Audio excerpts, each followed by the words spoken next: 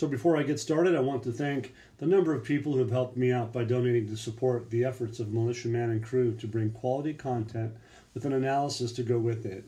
No frills, no advertising, just good and relevant data. I want to say thank you so much to those that have helped with that $1 to $2, even $50 to $200+. All of it helps, and just want you all to know that without your help, we just could not be here and keep this channel and our efforts going. So again, thank you so much to everyone's generosity, because it is very needed. We have a quality and hardworking team, and so any help you can give if you love our content will keep us working hard to build this channel and community and keep us going. Hey, good evening, everybody. Militia Man here. It's Wednesday evening, and I just got a few things I want to chat with you guys about. There's been some ongoing things in the past few months and a couple of weeks also in the last few days. If you guys remember back, Fahoud Hussein, the foreign minister, he had a bunch of meetings with the American Chamber of Commerce, and one of the things that they were focusing on was the priorities of building an economy and the providing services and developing the private sector. So that's been an ongoing theme in the background, and so when we see progress in that environment, one of the other key things that I can remember seeing is that it says Iraq is open for foreign companies and provides the necessary facilities for investments in various fields, and they are focusing on the importance of cooperation and strengthening the bilateral relations and economic aspect with the United States. So with that said, the focus has been on going to a market economy, and they really are, needing to do that. And to get to the private sector, they're going to, as you'll see in the future, they're going to need to have freedom of capital movement. For them to have the freedom of capital movement, the Iraqi government says that they have the readiness to provide the necessary facilities to attract companies from around the world to be involved with the private sector and invest in Iraq and creating the environment with transparent legal and administrative mechanisms to keep everybody, in line, and with the investors to be confident in that they have this going on. They wanted to see them, the United States and other countries around the world, to be able to legislate their oil and gas law, which would be helping them develop and reform their existing banking and monetary system. All of that stuff comes into play. And they've been moving forward on that, and we see evidence of it today. So we're going to focus in on that a little bit. And then as you see, time goes by, what we see is that they've laid the foundation or the infrastructure for the ability for that capital to be moved through countries as a basis of doing or facilitating global trade. They come out and said Iraq does not need economic suicide, but they need and realize the economic importance of Iraq on a greater role. So what they believe is that a global power, which comes from their currency. And so for them to do that, that capital movement is a necessary item. And as of today, interestingly enough, on a sidebar, the central bank has stated that they are reiterating something that they said 4 months ago, that they were talking about implementing or studying the possibility of making a decision of introducing a 20K note. Well, we believe that the language that they use is misleading. I think so. Many people do. But what they say is that there's an imminent issuance of a decision regarding the possibility of printing a denomination of a 20,000 dinar. So if you think about it, what did they just say? Imminent issuance of a decision regarding the possibility of printing one. They didn't say they did. They just said they're talking about is it a possibility.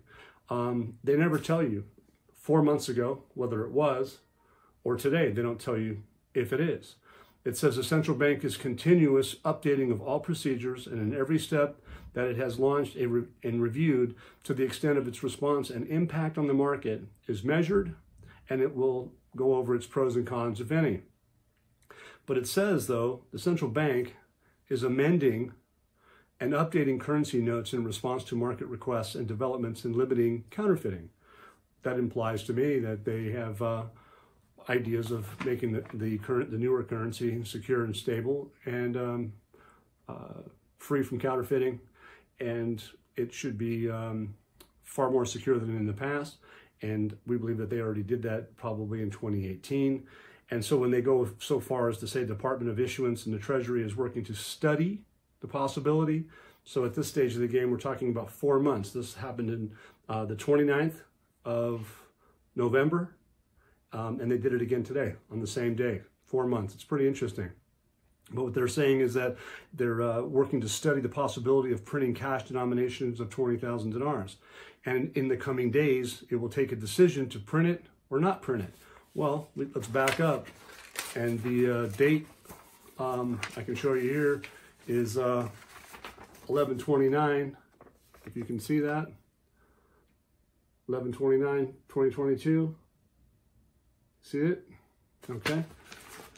It says in the coming days, they will make a decision to print it or not print it. So why would they do that again today? Why would the central bank governors say stuff like that? And one of the things that they also say in this is that we need to remember, and I've talked about it, is that they're talking about neighboring countries. The neighboring countries don't have 20K notes. And so why would they be studying the neighboring countries to issue a 20K note? It doesn't make any sense. So I'm discounting that particular article today, but I think it's positive because they mentioned it 4 months ago, and then they mentioned it again today, and that means we're talking about the currency. So we'll see what they decide to do, because they told us that the possibility of making a decision whether they're going to do that or not is on the table. So it's likely that the belief would be is that they're not going to do that.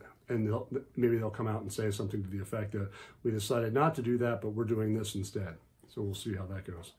The Investors Associations, before we come back to the Freedom of Capital Movement, it says the head of the Investors Association, Alaa Al-Masawi, confirmed that the foreign investors are now selling their shares of Iraqi companies on the stock exchange to take advantage of the dollar price difference. The key part about this is that the reform package launched by the central bank allowed foreign investors to transfer their money after selling it from joint stock companies. They weren't able to do that before. So this, to me, looks like they're setting the stage for Article 8, compliance, cross-border movement of money. People were able to sell their stock. They're foreign investors. In other words, they're outside the country, and they were able to transfer their money after selling it. That's almost like the same thing as having a contract for business and have that money shipped from Iraq outside of the dinar into different currency, whether that be the euro, whether that be the US dollar, or any other currency in the world. But they're basically saying the foreign investors were able to transfer their money after selling it from stock companies.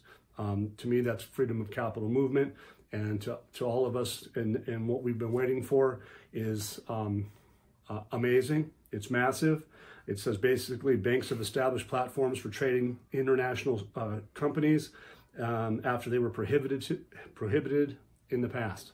So here they say it. They couldn't do it then, now they can. Brokerage firms have established electronic trading platforms so to encourage the young to buy and sell their stock, which makes nothing but sense. There's a lot of youth in Iraq, and once they realize that they're able to buy and sell their stock and watch their country grow, because that's what they'll do, it's going to be a very powerful circumstance. And look, freedom of capital movement, cross-border money movement, be able to take profit home is created an environment that could be considered massive. So let's see what happens. I think what we're seeing today with the news that we have is out of this world. It's really good. Thank you.